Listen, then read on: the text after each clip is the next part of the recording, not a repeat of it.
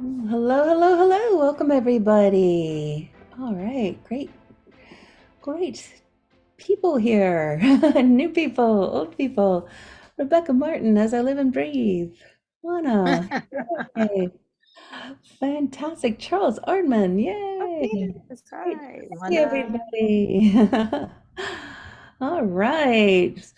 Well, welcome everyone to the VO Dojo's Get to Know VO. I'm Tish Hicks, the Master Sensei of the VO Dojo here in Burbank, California.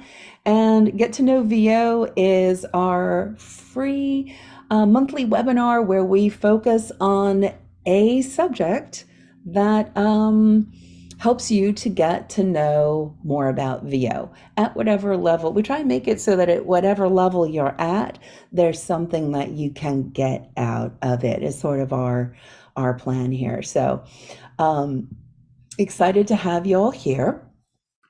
Today, um, let me introduce who's here with us. Today, we're really excited to have Sensei Terri Nicole with us. She is part of our dojo team, and she is also a master of the realm of e-learning. So excited to have her here today. We'll be talking about e-learning and the dreaded AI, and why it might not be too hard to dread to be to be not to be dreaded how we can breathe. Alex Quinn is here from the dojo team if you need anything in the background there, and Tyler Ashley is our member support, and she is here with us as well. So thank you everyone for being here. um, well, let's jump in. I'm going to share my screen here and get the presentation started. Let's see. Okay, share. And let's get it playing. Okay. What happened? Suddenly my screen went black. Okay, hold We on. can see it. Yeah. Yeah, we could see everything. It was good for us. Suddenly, oh, okay. This is very odd. Let's see. What is? Okay, that's super weird. Let me try again. Uh, my computer's having an aneurysm? Oh no, that was bad. Okay, what's going on here, friends? Because I can't see it, so I can't make the presentation if I can't see it. Okay, hold on one second. Let's see what's Okay. going on. All right, always something. You know, it used to be the flash, if you've been around for a while. It used to be the flash that wouldn't go off on our cameras back in the day. It's the flash. I'm gonna close. Okay, my computer has frozen. Bloody hell. All right. Let me see what's going on here. Can't do anything. Wow, this is very sexy. Okay, hold on one second. Um, wow. Okay. Hold on one second. All right. Why don't we, huh, let's see. You send me the link, I can share it. Yeah, I can't do anything. My computer is Oh, frozen. okay. Yeah. Do you have the Dropbox link from yesterday? Let me see what Jeffrey gave me. Okay, and Tyler, actually, I think you might have it. Hold on one second, guys, while we troubleshoot here. In the meantime, while we're troubleshooting, we're going to do this a little bit later in the presentation.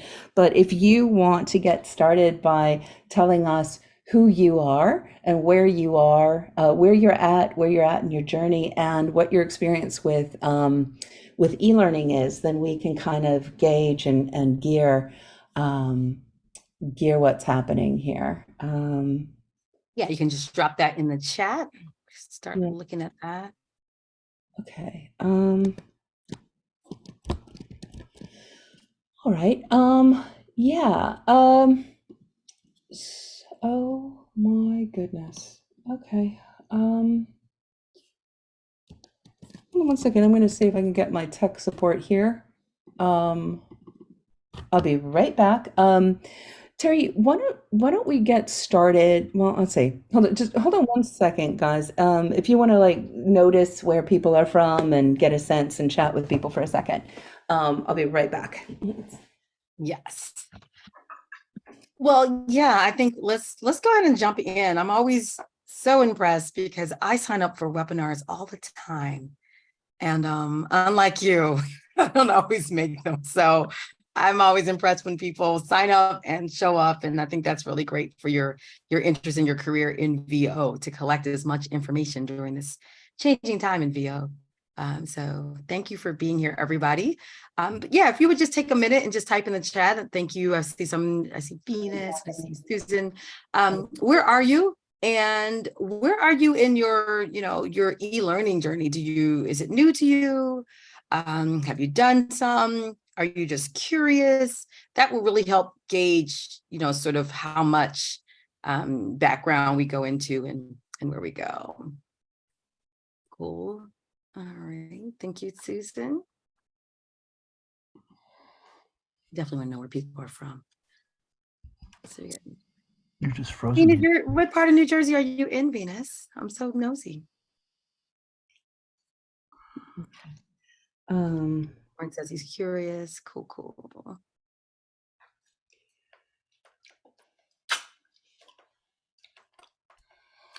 Okay. Oh, you're right, Rebecca.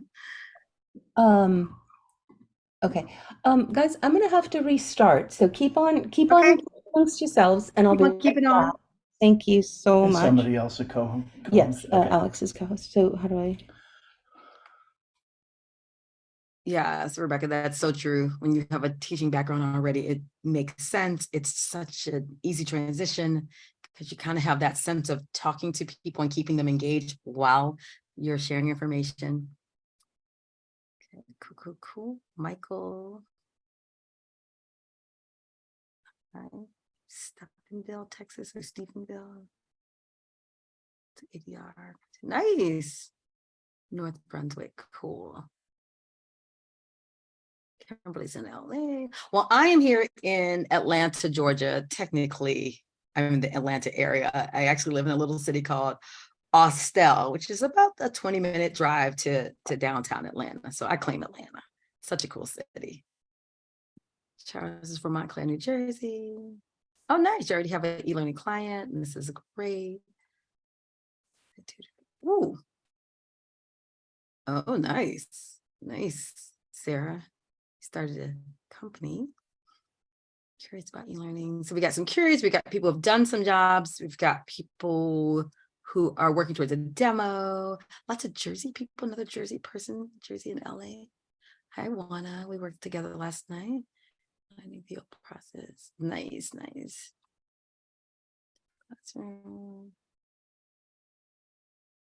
Nice. Lots of instructors. E-learning seems to draw us in if we've had some either consulting or speaking or teaching. It's kind of like a bug you get. So while Tish is logging back in, thank you guys for answering this. This is really nice. Born and raised in the Midwest. I'm born and raised in the Midwest, Cleveland, Ohio. Any Ohio people? They say that everybody has at least one Ohio connection, whether it's like your mother-in-law went to college there or something about Ohio. Brooklyn. Awesome. Well, I'm going to keep looking and see. Oh, Charles was born in Cleveland. Awesome. So I'll just give a brief overview for the sake of time.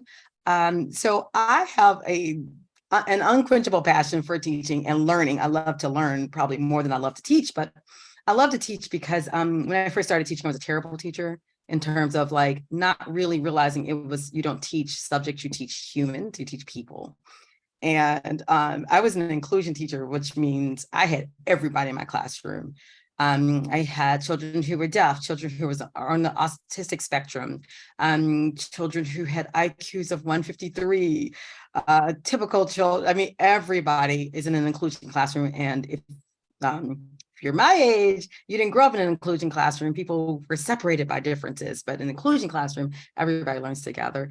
And I learned a lot about people and myself, and it influences everything I do today.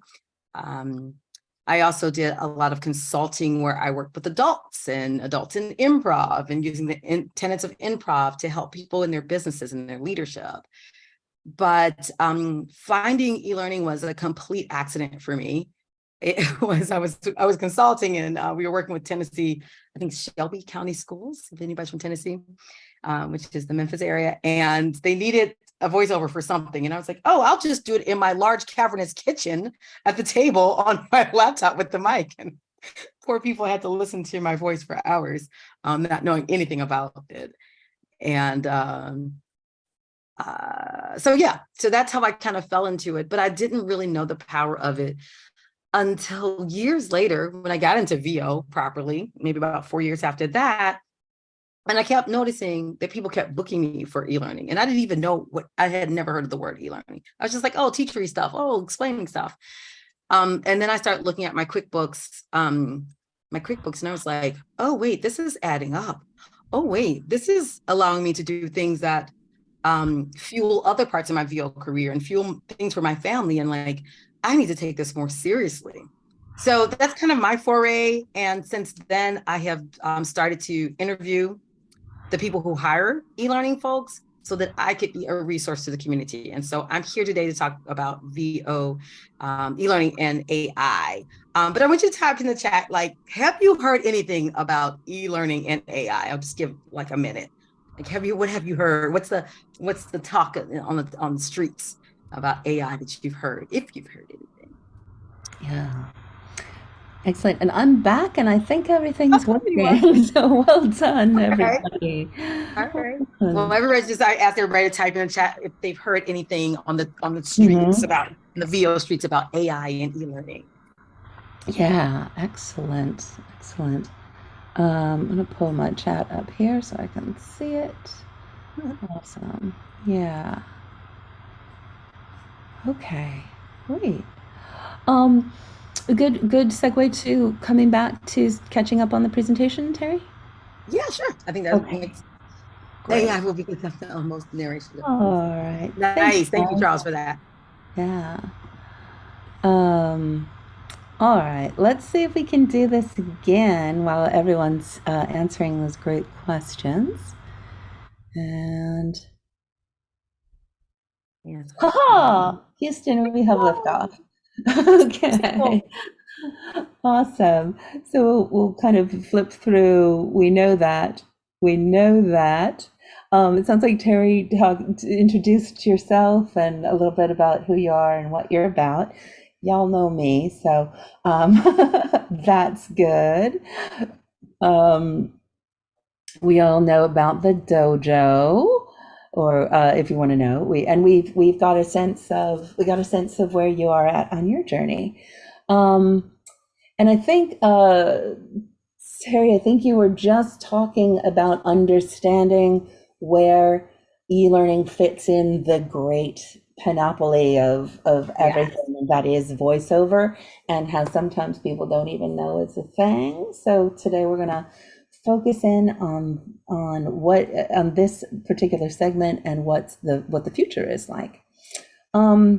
So you ready to jump in, Terry? Yeah, exactly. Yeah. And we just wanted to again thank you all for being here. If you can stay till the end, we do have something that we'd like to share with you.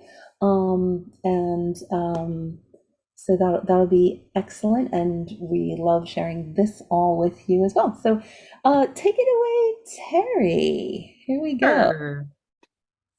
Yeah, the best antidote to fear is information. So I love these comments because I think we've all, if you're in VO, if you're in any industry, AI, right, is something new that's coming in, or it's not that new, but it's new in its proliferation. And we're not the only people that are freaked out. Industries get disrupted all the time by different technologies. And so AI is the technology du jour. And so I want to kind of pull back some of the covers on what's happening in the e-learning field. I have been conducting surveys and interviews for the last 2.5 years of the people who hire us, the instructional designers, the project managers. And so as AI has been sort of proliferating, and I've been watching companies going after e-learning who produce AI voices, I'm like, hey guys, can we hop on a call? Hey, what's up? I need to tell my people what's going on. And I don't care what you tell me, just tell me the truth. So that's what I'm sharing today, a little bit of the truth. And so in a nutshell, so I've talked to one of my contacts extensively, who actually has helped me with the VO eLearning Accelerated course, which is really from the perspective of the hirers and what you need to do to stand out for e-learning. And that was something like, don't worry about AI yet. She told me this was about maybe a month, 6 weeks ago. She said, you called me right at the right time. She's over McDonald Global Training, Red Cross, works for a huge corporation that produces high quality customized e-learning for companies. And just so you know, there's a big difference, right? There's companies that are big machines and they do their e-learning in-house, meaning they have a whole department and that department develops it. They work for the company. For example, Ernst & Young. They have all their developers and designers in-house. When they're ready for a VO, then they reach out to vendors, except they onboard you. So I technically work for Ernst & Young, and I have to do like sexual harassment e-learning for myself to keep my position. So even though I'm not an employee, that's how extensive a huge company like that is. So they do theirs in-house. Then there's a set of people who have companies, just like we have our own companies. They develop e-learning for other companies. So this person I'm talking to and I'm sharing with you, her company or the company she works for produces e-learning for huge companies, like I said, like Red Cross and McDonald's and things globally. And she said, oh my gosh, you just caught me at the right time because I just told my company, we're done with AI. So she's a huge believer in using authentic voices. And the power companies that she works with, she said they don't want to, and these are her words, they don't want a robo voice. They want someone to talk to their clients, to their learners, and make their learners feel supported and motivated. It's not just about conveying information, it's about engaging people. And so she said, all the stakeholders in companies are going to want everybody to try AI because you're going to save a ton of money, right? If you don't use, some companies use hundreds of voice actors. And so the stakeholders are going to push for companies to use AI, right? That's the reality. Better, faster, cheaper, right? We do things in our own business to be like, oh, this mail service gives me the same thing, but it's less than that, right? We're going to explore. So this is a huge time of exploration for e-learning. But what they're finding is that it doesn't stand up to the hype yet. Doesn't mean that AI won't continue to develop and we'll have to come back and have this conversation again. It just means that the voices we hear that are like, listen how realistic it is. It does sound realistic. It is AI, but it's been very manipulated by the people who kind of like we go into voiceover sessions and the editor, you've got your engineer and they might take some breaths out or they might speed it up or do some things or raise your register. Well, you have to do the same thing with the AI voice. It does not come out the box like that. And so the pain point that she shared is that here we are, we're high salary people.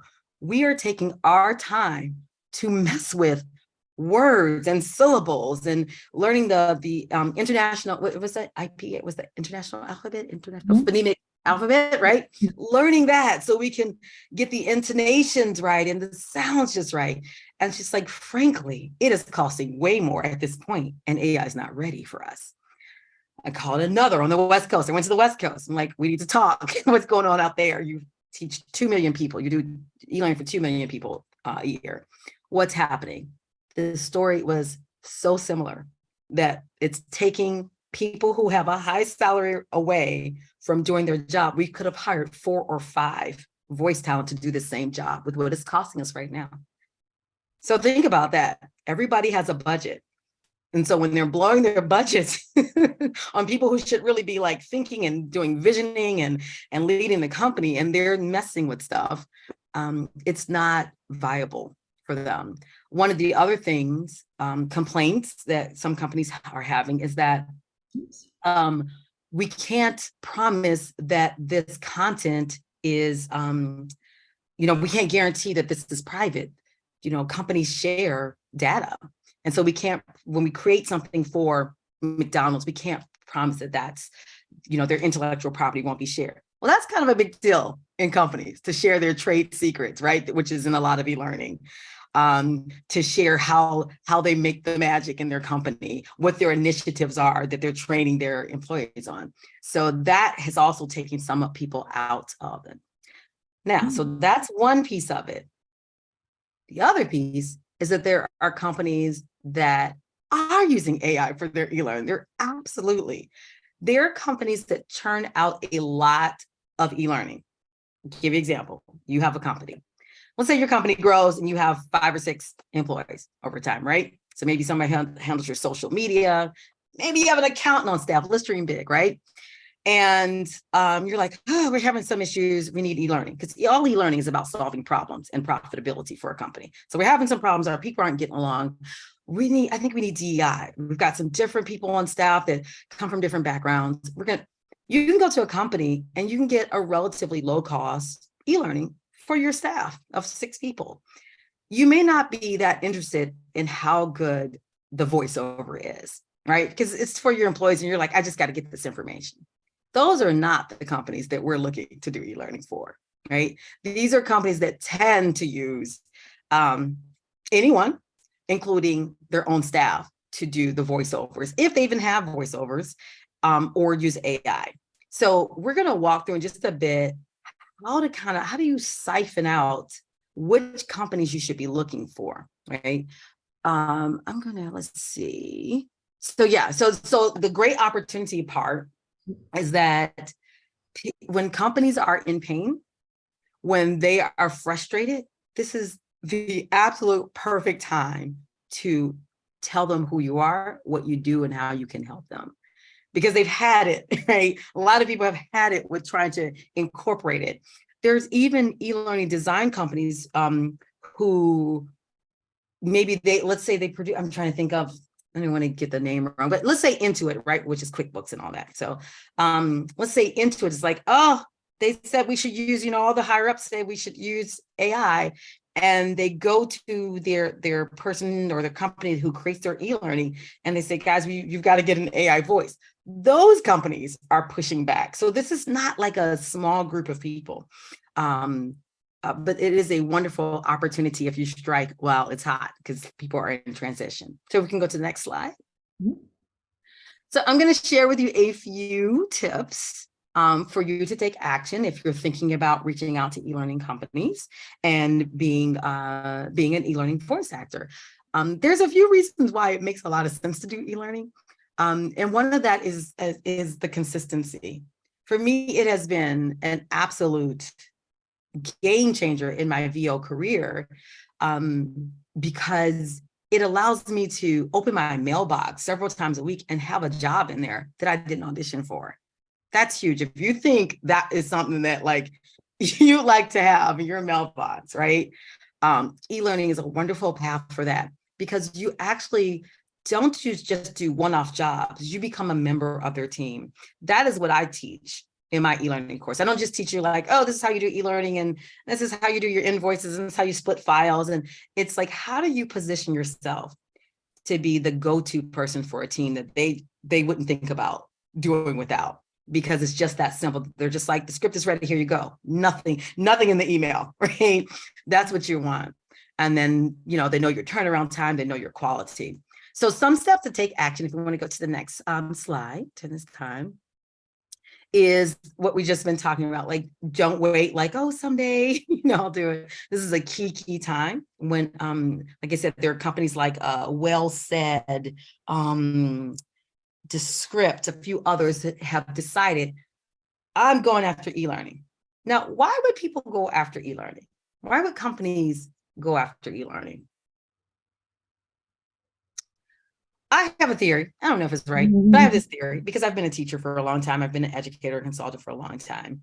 And you know that old adage, right? That those who can do, those who can't teach, right?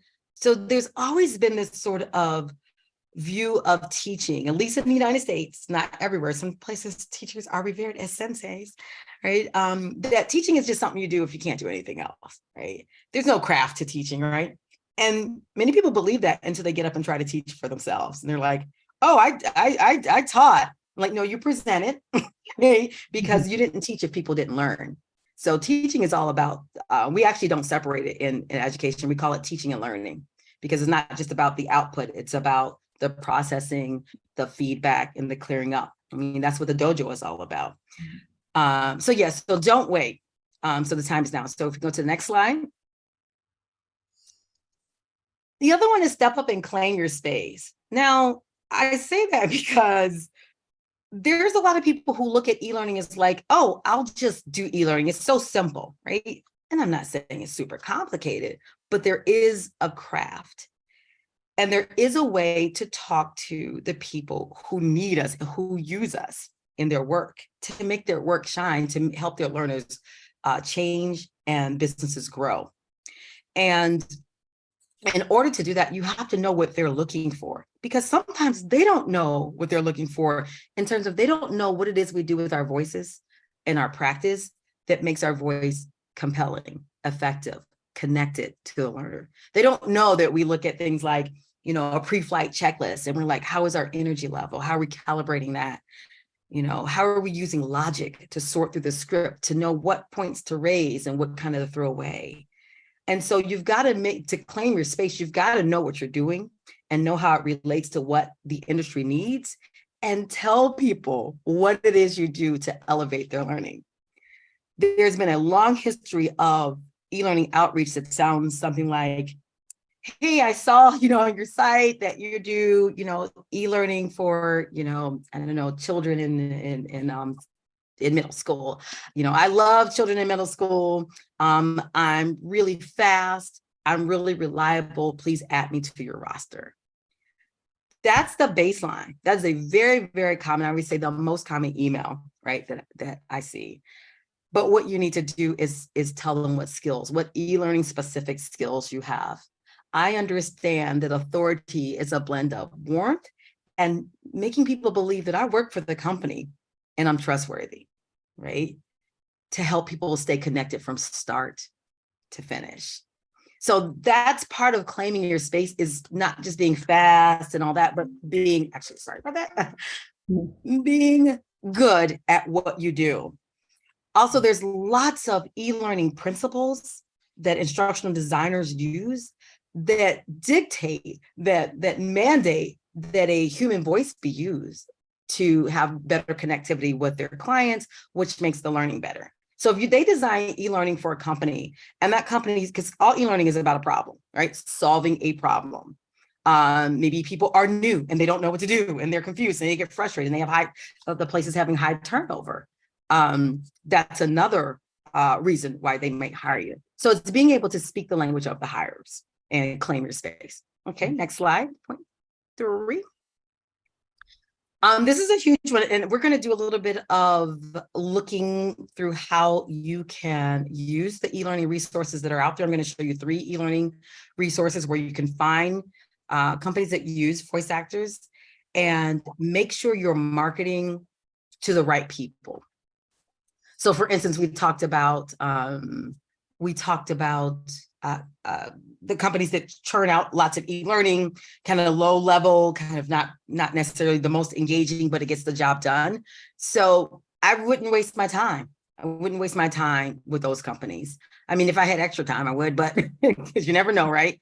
But you want to look for 3 words on that website or their LinkedIn that are extremely important. Those 3 words are customized, tailored, and or bespoke. So bespoke is more of a like UK British word, but we still use it here, and the e-learning industry uses it here. So we're going to take a little journey in a minute, but we're going to keep going through this and then we'll come back to our journey. So we'll go to the next slide. So did you want to go and to talk about that and show people now? We can come back to this. Oh, we can do that. Yeah, we can do that. Okay. So let's go back. So we're still on step number 3. Don't mark it in vain. So I'm going to I'm going to stop the share. There we go. And then you can share what you wanted to in that context. Okay, so let's see. Share screen. Which is this one? Okay, so there's 3 main places where I source. I mean, hey, there's nothing wrong with a good Google search either, but if you want to be really pinpointed, there's eLearningList.com. I really like eLearningList.com. There's ATD, which is Association for Talent Development. You wouldn't necessarily think of like e-learning when you hear that, but that's exactly what it is. And it's td.org, talentdevelopment.org. And one that I find super easy to use that we're going to use today is eLearningIndustry.com. So there's a multitude of ways you can get to companies that do e-learning. So I'm just going to show you a couple today. So weird, the black bar going across my screen. Okay, so we're going to go to eLearningIndustry.com, and on all these you can some are free and some are paid, but you can be a vendor. You can your information can come up. So let's see, I can't remember. Sometimes I can't remember which ones I'm on and which ones I'm not. Let's see, we're gonna go eLearningIndustry.com. We're gonna click on software and services. And the way I like to go is the best e-learning content providers. And I'll show you why in a second. So I'm gonna click on that because we're looking for who's creating e-learning, right? And who might be looking for voice actors for their content. So I love these because they're curated like top provider lists. And again, we are positioning ourselves as a member of a team, as a more elite voice actor for e-learning who specializes in e-learning. So that's important too. I have in my survey, I came across some horror stories about voice actors that I never knew was happening. But one complaint was that some voice actors would take an e-learning job, right? And having a certain perspective on e-learning, like, oh, it's not a big deal. And in e-learning, you don't always get to share your projects. It's more often than not, you don't get to share your projects, right? You get to share that little social proof, like I did voiceover for this company and this company. So that's really good. But anyway, this voice actor that someone was sharing about got an animation gig in the middle of a big project they were working on. And the reason I say you're a member of a team is because they count on you to help them meet their deadline and help them have this really incredible project that not only looks good, but sounds good. And so if you disappear in the middle of their production, imagine something, if your source connect went out, right? Your mic went out. I know some of us have had our preamp and we're running the Guitar Center, right? To get a job done. I mean, it's devastating for them. This person got an animation job, this voice actor, and they just ghosted them. They just ghosted them. And that's going back to that attitude sometimes we have of teaching and by association, e-learning, right? Which is kind of teaching with your voice. Sometimes it's just not valued. And so it's important that, you view yourself as a professional in this industry. So one of the lists I like to go to, and it really depends what you're looking for, is, remember I said the word custom? So let's see, is there one that says, here we go, top content providers for custom e-learning. Custom e-learning means it's not off the box, it's not already on the shelf and done already, that you're like, oh, here's your DEI training, oh, here's your safety with, fire at work training. It's customized for their learner. If you've ever seen a learner profile, they're like, it's an imaginary fictional character, but they go down to like, what is their Enneagram number? What do they drink for with their breakfast? It's very detailed. And so they're customizing this learning journey for someone, and it's very, very nuanced. So you want to look for people who provide customized learning solutions. All right, so we're just going to go down to the list here. They always have their top few here. We've got, is this EL or EI? EI. We've got EI, we've got ComLab, EYs, Allen, Learning Pool. There's a whole bunch of them, right? And I was looking for this one. Let me see. It was called, I don't know if they still have it there. There it is, Sweet Rush. Sweet Rush is one of my favorite companies. But I'm going to show you how you can, you can see that this is a top-rated company according to eLearningindustry.com. You can click on it and read a little bit more about them. I like to visit their website because if I'm going to reach out, I want to make sure I'm checking for stuff like mission statements, personally. But I've been doing this for a long time, so I'm a little pickier. But I want to look for words like custom. So let's see if I do a search going custom. Yeah, effective custom e-learning solutions. You can look up tailor. If I don't see those words, I tend to move on because it's not worth my time. So we're going to go to their, now that you know the company, you're like, okay, they create high-end customized e-learning. Before you actually reach out, I'm going to show you how to find who to reach out to. So we're going to just click on their LinkedIn, take us straight to their page, sweetrush.com. LinkedIn is one of the most valuable search engines. It's not just a place to post, what job you did or whatever, your business stuff. It is a powerful, powerful search engine. And you can get the, what is it called? The Sales Navigator, which gives you some more leeway in getting behind some more doors. I have had it before in the past, but I don't have it now. And I still find it to be a powerful engine. So I'm going to stop because I see something in the chat. Is there something for me that I need to be? Oh, okay. Thanks, Lisa. Mhm. All right, hope you watched the recording, great. So see this bar under here that says home, about, post, jobs, people? You're gonna click on the people tab because you are looking for, does anybody know, type in the chat if you know who, if you're gonna reach out in an e-learning company, who would you likely be reaching out to? What titles of people are you looking for? Because we don't wanna just blindly just, go to the first person, but who are we looking for? Anybody have any ideas? There's no wrong answers because wait, you don't know the answer yet. So Is it the instructional designer? Or is it could be, or is it but I want something to show you that. whatever the So equivalent of a producer is?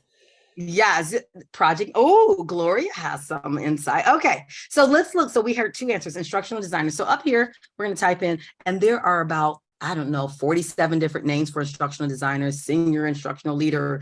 There's some, learning experience designer. In the course, I have a whole list in case you, are looking. So instructional designer, instructional developer. So we looked up instructional design. Uh-oh, did I spell something wrong? Industrial, because I can't spell, people. Did anybody see that?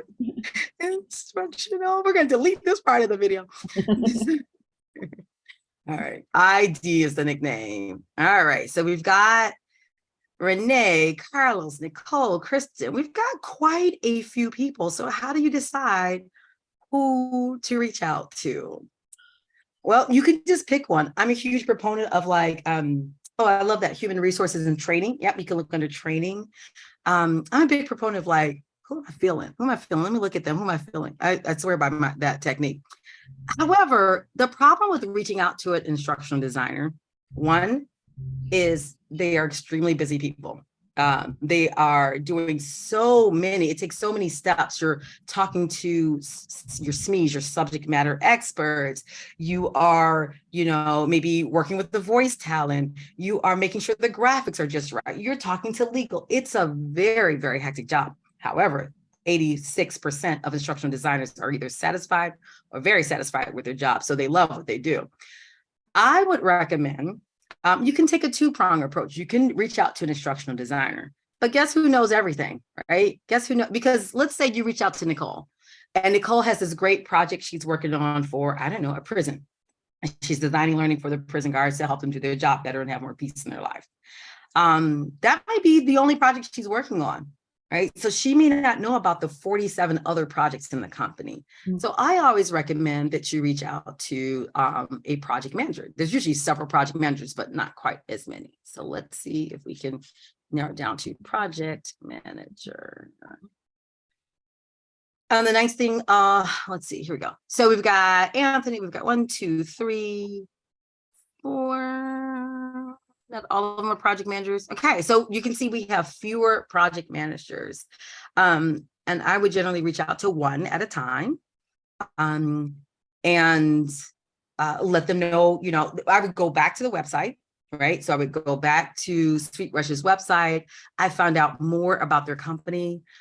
One really insightful thing that I've learned recently is, people don't like to be marketed to, right?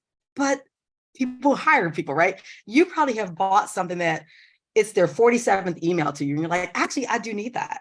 So it's not about having this, like, I call it the big whoosh that sometimes we do as voice actors. We're like, this weekend, I'm just going to sit at my computer. I'm going to send out 100 emails, right? To whomever.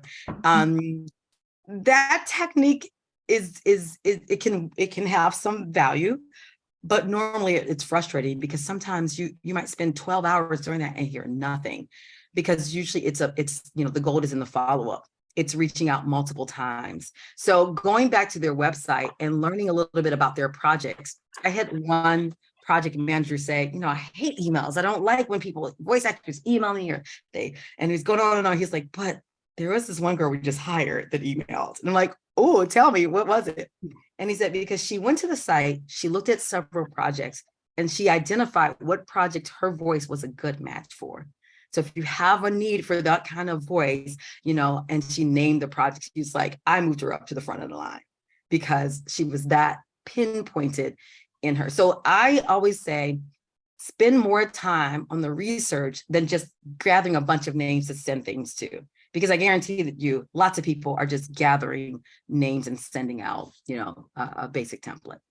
Okay, so let's say we found out what you want to know. You say you're going to, I don't know, who am I feeling? I'm going to go with Tasha. Let's say Tasha, you, depending on your LinkedIn status, you could reach out in a message on LinkedIn. All right. So you would have already sort of a basic template you want to use. You would always start with them. Never, I do this. Do you ever have a need to really connect with your learners and help them feel supported? This is what I specialize in, blah, blah, blah, blah. So you talk about what they need, and then you connect it to what you need. A lot of times it's like, I'm a voice actor. I'm located here. I have quick turnaround time. So that's easy to just ignore. But talk about what their need is and what their pain point might be first. So you can message them here, or you can look for their, where does it go? Where does it say their, contact information? She could have her, she doesn't. All right. Sometimes, but maybe she does. So sometimes you can get their email address. It'll be listed here, or if they have a website, let's see what Tasha has. Sometimes it'll say contact. Now, this is a tricky one because I've had positive and negative experiences with this. You have to have thick skin when you're doing outreach, okay? You might know that already, because sometimes you get a response that you're just like, but I wasn't trying to be a bad person, or I'm sorry I was bothering you. That is just the nature of it. And, in my course, we have something called a 2-4-7 challenge, where we just get used to talking about what we do and knowing that, you're not always going to get a response or the response you want. So sometimes when you reach out to an email that's not listed, that you find, whether you use a third party, sometimes people don't like that. So I had a response one time that was like, this is my private email, or I think they were freelancing on the side, but their employer didn't know, and they were really upset. And, I said, I'm really sorry, but in that email campaign, I think I got like 9 new clients. So it's about like how thick our skin is and knowing that this is a business, right? You probably get irritated all the time with stuff that comes in your mailbox. It doesn't stop McDonald's McDonald's still advertises. We know McDonald's, we know what they have. They still advertise, they still market, because there's value in attracting new clients. So you can find her information. She actually literally has her her email here. You can contact her there, and you can share the message then. But remember what I said, that it's not about the initial email, it's about the follow-up. And so I usually follow up within like, it just really depends on what phase I'm at. Sometimes I don't want any more clients.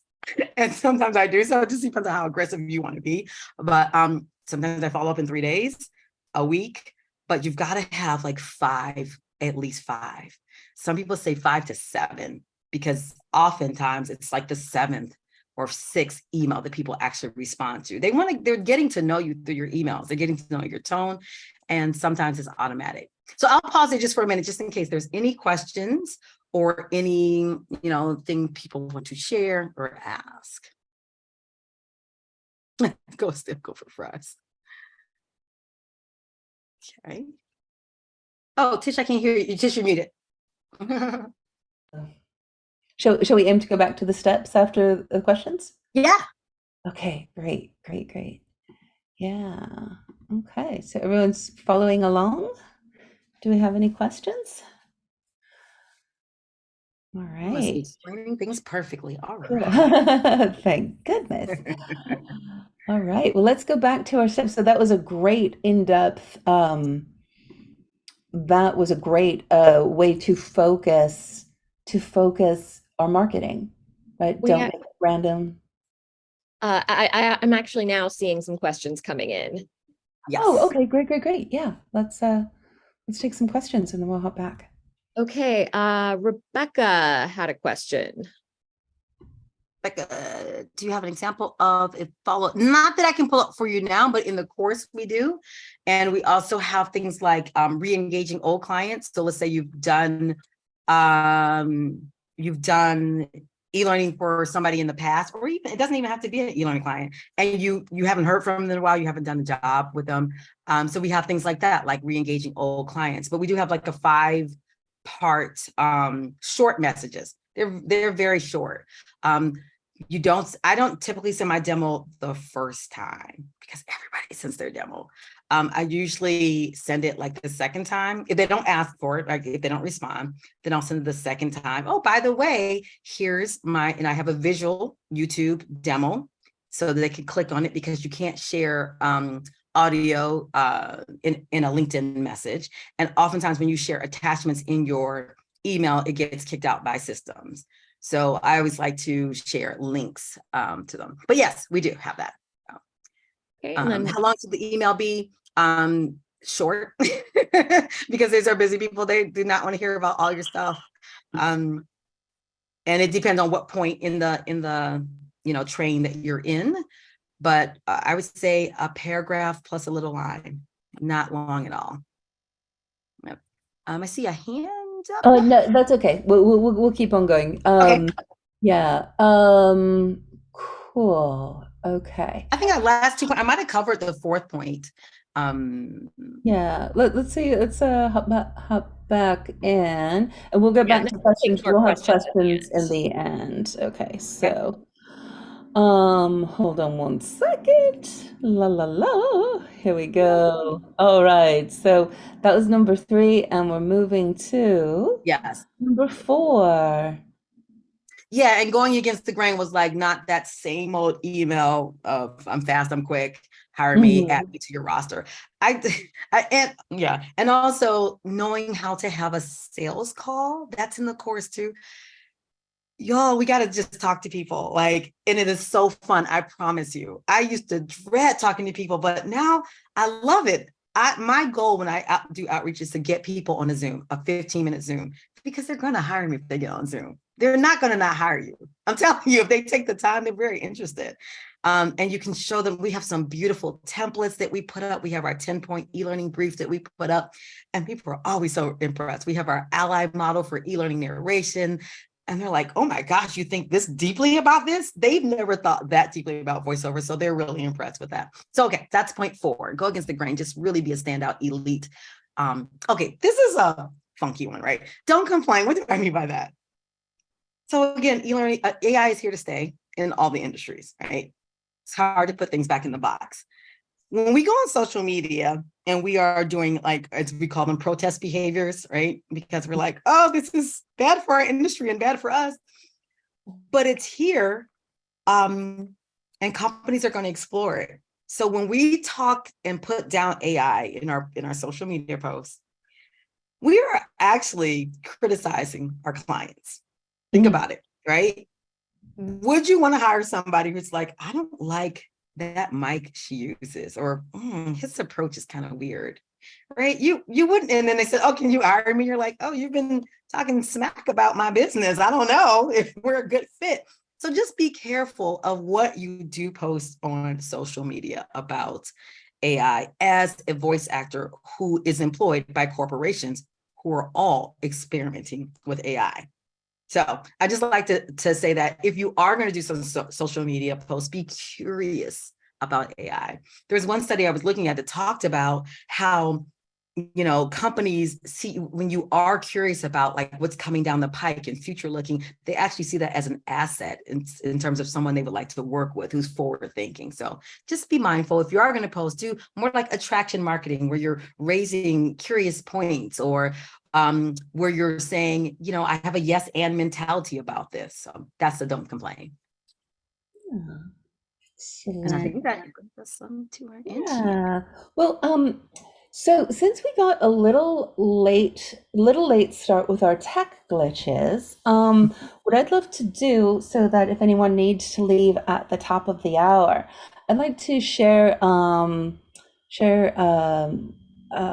we have for you, and then we can come back to questions. So if you have questions, we can open this up to anything about anything that we've talked about today. Type them in the chat, and then we'll have them when we come back. Just wanted to thank you guys for being here, and share with you what could be next. The e-learning is like a specific thing on that chart that we talked about, and it's always a good thing to have a good overview of the whole thing as well. So today we're offering our You Should Do Voiceover Launchpad, which is a foundational course that is good for people who are starting, who are in the middle, and even if you're on your journey, it can complement and supplement. Let's see. Is this frozen again? Come on, machine. You can do it. Come on. Oh, really? Okay, hold on. Let's see what's going on here. Anyhow, okay. Keynote has Keynote has quit. Yes. Let me see if I can get it up. Yeah. So basically, what we want to share with you today is Launchpad is a seven part self-paced course, and today, for being here, we would like to offer Launchpad and Terri Nicole's VO eLearning Accelerator for the same price. Each is a product that's $297 by itself, and we would love to have you buy the Launchpad and then get access to the VO eLearning Accelerator as well. So this is an offer for $297 for both of them, and all you need to do is, maybe Alex, you can put this in the chat, is go to www.thevodojo.com/YSDVO. I've put that down in the chat as well. Yes, please. Yeah. And put purchase Launchpad, and you will also get Terri Nicole's amazing VO eLearning Accelerator that will complement and supplement everything. And I'm gonna need to figure out what the heck is going on here. Yes, force quit. Yes, okay. While you're doing that, do you want me to show them a little bit, just briefly, the course so they can see what it looks like, or you want to wait for that?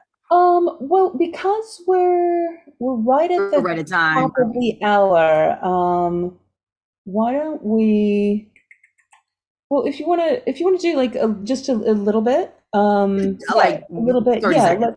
yeah. Yeah, I just want them to know, just you know, we're both in what's called a Thinkific platform where it's really organized and streamlined. You can look on the side and see what part you want to take, what you have time for. Some people do it in their car. So these are curated experiences where we have, you know, people from the VO community. It's not just me. You've got people like Andrew Lander, you've got instructional designers who are going to tell you like the scoop of what they're looking for. And then you've got other people teaching in the course, like if you know Elaine Clark, mine is a 7.5 part because we have a little bit extra stuff in there where we go all the way through what is e-learning, how do you do it, how we take you through how to actually record, and then marketing. And we have marketing partners, Rob Sigel and Pagley, if you know him, he wrote VO Legal, and his daughter have a marketing firm specific to VO. So we got their insight. So that's just, and we have a free Facebook community. Of course, Facebook communities are free, where kind of like the magic and fun really happens, where we do contests and we just support each other in that community. And then the beautiful thing about how this works is Terri is also a sensei at the dojo. So she brings her insights with all of the e-learning to everything that we do at the dojo as well. So we're always looking at how the big picture, how we're able to understand the big picture, understand what each genre needs, and how to apply the wisdom of all of them, apply wisdom that applies to all of them, and then also know specifically what's going on in each of them. So yeah, so that is available till Sunday, and we're excited to have you do that. And in general, the VO Dojo is here to guide you from I don't know to working pro. I know these calls are fantastic because we have a lot of different people at a lot of different places on their journey. We are always here to meet you wherever you are and help you get wherever you want to go. So if you have more questions about the dojo or about where you are on your journey, you can also sign up for a Voiceover Once-Over, which is a 30-minute complimentary call with Tyler Ashley, and we can hone in and get a sense of where you are and how we might be able to help you. So that's that. Which brings us to the top of the hour. So if you need to roll, thank you so much for being here. And if you don't need to roll, Terri, do you have a Sorry, couple more minutes? I actually have a question. All right, Yeah, so I have a question we'll take questions in 1 second, Kevin. Thank you. We'll be with you in 1 second, okay? Yeah. Hold on 1 second. Are you okay if we stay for another 10 minutes or so, Terri? I'm here. Okay, great. So if you can stay with us, please do. We'll be taking questions. If not, there will be a recording of this that you'll have access to. And awesome. Let's and everyone could, if you could put your if you're able to put your questions in the chat, then we can keep track. So Kevin, hi, what is your question? So my question is about e-learning then. So, yeah, I'm starting to know about e-learning. Let me find. So, I'm wondering about the e-learning. How much work have you been doing then for the character voices, TV narrations, and commercials, and political spots as well, and vocab being McDonald's and so on? Okay. Microscope and Alexa. Let me make sure I understand your question. Is Kevin, right? What other work besides e-learning am I doing? Is that the question? I think in addition to e-learning, or were you asking what kind of e-learning is she doing? Yeah, it's actually both. What kind of e-learning? Yeah, who have you worked with? Who have you worked with? Sure. So I work Ernst and Young. I mean, I'm like thinking of my big, the banner and all that stuff. Let's see, Ernst and Young, Merrill Lynch. I think some of that's in the bio too. Universities, lots of government, OSHA, Department of Defense, Department of Transportation. I mean, I could go. I mean, probably a couple hundred different clients, e-learning clients. Yeah, I think Yeah. I know when we first met, you were tapping into recognizing how much work there is with the government, which is really, really cool. Yeah. Yeah, lots of Royal's shaking his head. Yeah, lots of repeats. Yeah. And then I wonder if, Kevin, maybe another part of your question was how does character work come into e-learning? I think that might have been something you were talking about. Is that a question that you had as well, Kevin? Yeah, that's it, actually. Okay, there Yeah. we go. Super. We got it. I'm so glad you asked. That is super important. One of the top survey responses from the instructional teams, like I asked, like, what makes you hire voice actors for e-learning? What makes you fire? And the answer to that second one was not having the range, because they don't have one kind of company that they work for or one kind of learner that they design for. They usually, they do all kinds of things. And so there is not one voice for e-learning. You should not be doing the same voice for all of your e-learning. You should be finding out who the learner persona, as they call it, is, who are they designing for, and then match what would make good sense. So if it's for a 7th grader, maybe it's not a teacher voice, maybe it's like a camp counselor, because that's a little bit more engaging than a typical teacher. If it's for C-suite executives, straight to the point, that is a little, I wouldn't say flatter, because e-learning should not ever be flat. Nobody wants to listen to flat audio ever. I think that is one of the hugest problems that people walk in, and that was on the survey too, like monotone voices. Like we hire a voice actor at Life, and we get this monotone, serious voice. These are people. They want to be talked to, not talk with, not to. And so, but in terms of the teacher. voices, nobody wants a flat teacher. Character voices are very important for scenario work. So scenarios are really important to e-learning. It's, the module might be on, how to use your computer, safely at work. And then they may have an acting scene, which is 2 or 3 voice actors who are like, hey, can I use this to look up personal health information of, I think there's a celebrity on staff. Can I look this up? So you've got to be able to bring different voices from your narrator voice.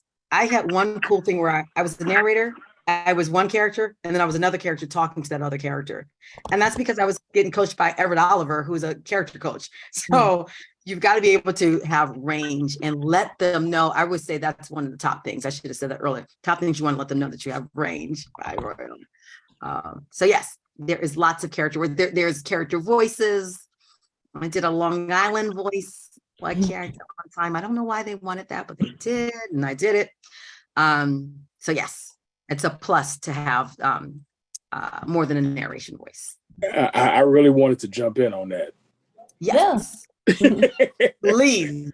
With that question about doing characters, when they talk about having range, one of the key things that you learn in the dojo is to have fun. And of course, you're going to get the kind of character profile, particularly depending on what they're trying to do, particularly some e-learning, like I do K through 12, and then they're onboarding for the students. I've done the character of the little the little alien guy that guides them through. So having a wide range of different characters that you can pull out of really helps. At the same time, too, even though your voice may not be what they're looking for at the time, just knowing that you have that voice and that there's something that they can use as a resource to come back to, they really appreciate that. So you're always going to be able to do something, because I've played even from a female teacher to a young girl. That's some skills, Royal. Hey, I know it is what it is. Yeah. Well, when they know they have you as their go-to, that even helps them when they're writing, like what they can explore. If they know you've got range. So it's just super helpful for the whole team. And again, why we put it all in the context of you need to be able to do all the things, and the more you're able to access your whole self and your whole um, uh, spectrum as a voiceover artist, and then how do you apply that into this specific realm is good. Yeah, excellent. Good. Thanks, Kevin. Those are great questions. What else? What other questions do we have, Alex? Okay, we have a question from Kelsey. Kelsey V. How did you figure out your pricing? Does it vary She based? can speak it. She Okay, can speak great. it in. Yeah. Oh, I Kelsey, didn't still there? even look at I'm not in the chat. Okay, I see. Hey, Kelsey. How do you figure out your pricing? Yeah, so pricing, we can look at the GVA rate guide. You can look at Gravy for the Brain. Kim Handysides, it's I call her the godmother of e-learning. She's been doing e-learning for decades, and she has a pricing rate. In my course, there's a pricing rate and practice activities because there's different things for split files, and is it medical or is it but generally it's 25 to 55, 25 to 35 is the range. Just to be transparent, I do 35. But let's be specific. If other people, I'm sorry. 25 I'm to assuming you 35 know what I'm talking about. cents per Cents minute, per per word, word. per yeah. Okay, Yes. there we go. You can charge per minute, you can charge per word. I do what the client is comfortable with because my job is to make their lives easier and not have to, I don't want to be a problem. I want to just go with their workflow. So if they say per minute, I do per minute. If they say per word, I think 99.99% of my clients are per word. So it's between 25 and 35 cents per word. I charge 35 cents per word plus anytime I have to split a file. Because think of e-learning as like a great big PowerPoint. It's more fancy than the PowerPoint, but it looks like a PowerPoint when they're designing it. And when you split your files, they just say, oh, this slide right here, this audio goes here. This goes here. So you charge an extra fee when you cut all your files up. So it's 35 cents a word and $1 per split file. If I'm doing something more complicated, which I don't do a whole bunch of complicated stuff. I don't know why I'm not that great at that, but I'm not. So pharma, medical, you can charge up to 55. Some people charge 60, but 55 is a nice rate. And always in any business, just like if someone came to your home or worked on 7 things on your car instead of 1, you're going to give them a discount. If they're, you know, if you're a loyal customer to someone, you're going to expect a discount, right? The same thing. So companies that do more than 10,000 words from me, we negotiate a rate. We negotiate a rate where I feel comfortable. Sometimes they already know their budget. And so, you know, and that's why I always like to have a sales call. It's always a fun sales call. I love, like I said, I love them. And then, say what, what were you thinking or what is your budget? I'll present my rates in a slide, right? And like, how does that fit with your business realities? And they'll tell you, right? It's actually very easy when you have some guidance. Like what kind of questions come up on a sales call. So that's pretty much pricing. I think my lowest price customer who does a ton might be 23 cents a word. And that is a customer who does $35,000 a year in e-learning only e-learning I do for them. So you can see why I want to keep that client. It changes my life when I have that client. And if that client goes away, it changes my life. So thank you. You're welcome. And it's not and I don't want to talk about like a race to the bottom. Like don't always race to be cheaper, because when you know your value and you stand in that, that's powerful too, because they're a business, right? And they understand, and no one wants to push you over and bowl you over, but people will try. So know how far you will go. And I would say, sometimes you have to let some clients, go, or say, you know what, I'm going to do this for 6 months because quite frankly, I could use the money right now. That's my own personal, I don't know if that's a Dojo thing, but that's my own personal thing. That's kind of some things I grapple with, like, how bad do you need it right now? Will it make a difference? Will it help you pay your mortgage this month? Will it help you pay your car note? I'm going to need that. I'm going to take that job, but that's me. So but but you can also think of that as choices that you make as a business owner of, here's an offer that I'm making you. So if you want work or, you need work. So taking it from a place of empowerment rather than just I'll do it for $1, right? Right. But I think sometimes we get like, it is a reality. Our business realities at the moment change. Mhm. I know I did jobs early on that I felt like I didn't always know my rates, right? Or starting this business, not knowing about the industry. And so as I learned, my prices change. As I learned, right, how to market better, my prices went up. Right. And So not because you were better, it's because you knew more about what I was knew more. required and what your rate needed to be Absolutely. to make Yeah. it make sense. Not because you were only worth 23 cents when you began and now you're worth 55 cents. You're worth 55 cents per word. Yeah, it's not just getting the mindset there of yeah. So that's Yeah. And I think that's why there's a range, right? I think I know that I feel very confident about charging the top of the range because I know what I bring. I know the value that I bring clearly, right? And I know I'm fast and I'm good too on top of that. So I think that's why there's a range so that you can choose within that industry standard where you feel most comfortable. But that's why there's a range. That's why there's a standard. We need standards in industries. Mm-hmm. Yeah. Yeah. I think there's a couple more questions. Who else has a question, Alex? Venus has a question. Is Venus? I thought she ducked out. Oh, there she Oh, is. she's Oh, here. there I she just is. was Hi, hiding. Venus. I'm here. So I want to do, I've only done one very complicated e-learning project. Very complicated e-learning Very project. complicated. I Okay. don't want to do very complicated I don't e-learning projects. I want to do meditation. I want to do kid stuff. So are there particular companies that you look for that? Yes. This is how I do my coaching too. I say, what do you want to be narrating? That is a powerful place because when we get to choose, I don't know, it's more enjoyable, right? And so, and what is your background? So if I have someone who's in law enforcement, there are e-learning companies that only do law enforcement, honey. If you're an athlete, there are e-learning companies that educate athletes and the people who work with them. So you can get that specific. I mean, really, in terms of I kind of showed you a little bit about using using the e-learning list and in conjunction with LinkedIn. You can go straight to LinkedIn too and look for e-learning. They're going to be your schools mostly, like schools and universities that do it if they do it in-house or companies. So if you can just use that terminology. Meditation is a huge field for e-learning because that, just like with e-learning, when the voice is not right, you tune out. When the voice is too grating, it's like you tune out. And all that, a typical e-learning module for an hour may cost between $2,500 for that hour or $30,000, depending on if they use animation and all kinds of things. So if someone spent that much money preparing this and then the voiceover is off and people tune out, that is horrible for the company.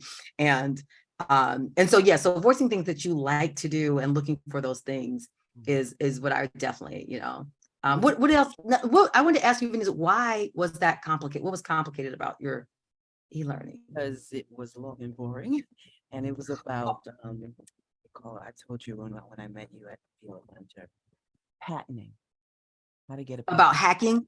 patent, how to get a patent. Okay. Compliant. Yes. So the more compliancy it is, I like to say e-learning, it doesn't have to be boring, but it's hard with compliance. And it depends how it's written. I've done a game show for sexual harassment, like a game show approach to say that. I remember I did it like 4 or 5 years ago, and just a few weeks ago, they were like, oh, we're adding on. I was like, that worked. They're like, here, listen to this so you can match that voice. And I'm like, a character named Morgan, who's like a game show host for Star. Is it okay or no way? So yeah, but Venus, you're right. A lot of the compliance is Yeah. Would you not put fun? No. Would you put self-help in meditation category? I would put meditation. What's the other?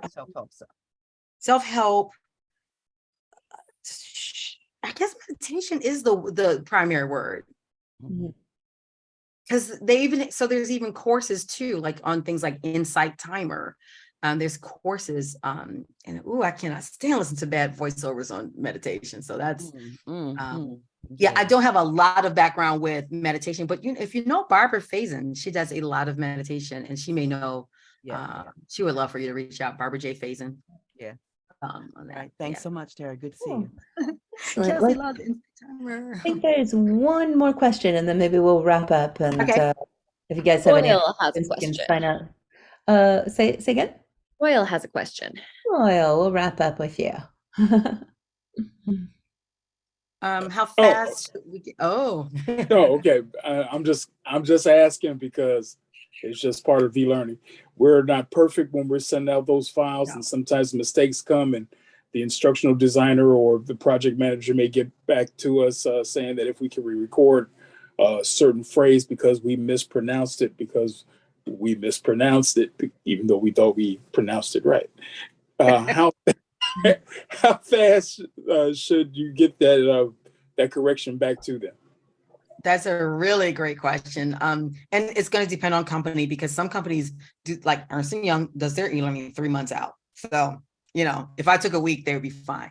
Most companies, if they're asking for pickups, that's because they're in active production. They're actually putting it in. I mean, as soon as you see the email, if you're home, definitely within the first 24 hours, but always communicate and say, thanks, I received the pickup. My earliest date time to get this is tomorrow by 10 a.m. How does that work for you? Always check with them, because they might be like, can you just do it on your phone, please? I don't care if you're in the supermarket. Like, we need this, and we can't duplicate your voice. And remember, we have a competitor called AI, right? And so AI, it's a no-brainer, right? It's just drop the line into the copy and paste it. And I'm not saying it's our competitor in that way, because we're not the same, but those are considerations business make. Like, that's how AI companies push AI. It's like, you don't have to worry about pickups anymore. You just copy and paste and the AI will do it. So we want to make sure we're honoring their production schedule. So always ask if, here's when I can get it to you. Or hey, usually I'm like, my studio's like, I got to go outside and it's an external basement. So I'll be like, hey, as soon as I take a break in 15 minutes, how's that work for you? But usually I get right on, because they're usually short. I mean, we're going to make mistakes, and it's expected. So never feel bad about pickups, guys. It's expected in longer form. This is e-learning is more like medium form, whereas audiobooks is long form. It's like medium form, but it's expected that you're not going to say everything perfect. Yeah, that's true, especially for those doing medical narration, because we really get that wrong sometimes. Right. Yeah, They are real picky about how certain very. But when Very, I say very picky, it has to be picky, right? real Because picky. people's lives are dependent on it. Yeah. Right. Yeah. And the people, that's a whole nother thing about, medical narration and things. But yeah, so that's another interesting thing in terms of your workflow. Is there a way to optimize if you run through an e-learning course to just highlight things that might be pronunciations, talk to the client, get a pronunciation key beforehand, or if they can provide it, that saves you time, right? Rather than looking up each thing, which may or may not be accurate. So, absolutely. And that's what we have that in kind of call it our intake form, the 10-point e-learning brief. It's what you have your sales call or email around, and you get, how do you usually provide pronunciations? Because sometimes they're not thinking about it. They're just like, oh, you handle it. But many companies who do more jargon and medical will give you a key, or either highlight the words or say use Merriam-Webster. But yeah, but it's expected that we're gonna not, sometimes there's 3 ways to pronounce something, and you chose the way that maybe the rest of the course uses the other way. And that's the thing, that's the coming full circle from where we began of e-learning and AI. AI might not know how to say like just a regular word. And at least where we will be maybe on the more specific words. So yeah, well, guys, we have gone a little bit over, but I'm so glad that everyone who could stayed. And if you're listening to the recording, Terri, thank you so much for coming and sharing your sensei wisdom here. And hopefully everyone's inspired. If you have other questions, please sign up for a time with Tyler Ashley for a VOO, www.thevodojo/VOO, and we can talk about where you're at. And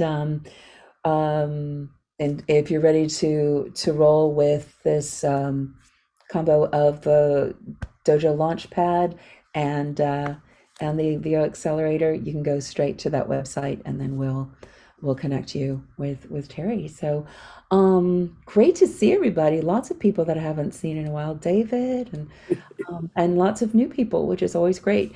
So we do this the third Wednesday of every month. I don't think we'll do one in December, but get to know VO. I think next month we're doing Double Listen Derby again with Brittany Cox and Ryan Ricks from Next Level Voice Demos. So that's always a good experience. And we are here for you anytime in between. So thank you so much for being here, and thanks for your patience with Where's Jeffrey? rolling with it. Where's Jeffrey? Where's Jeffrey? Oh, Yeah. Jeffrey had a day off today. Yep, so I'm filling in for it. Yeah. That's Um, Alex but looking for. yeah. If we haven't talked in a while, I would love to hear and catch up. If we haven't talked at all, looking forward to getting to meet you. And thank you guys so much for everything. Thanks, Alex, and thanks, Tyler Ashley, and thank you, Sensei Terry. We'll see you Thank guys everybody. next Thank you, time. guys. Bye. Thank you. Bye. Bye-bye. Bye bye.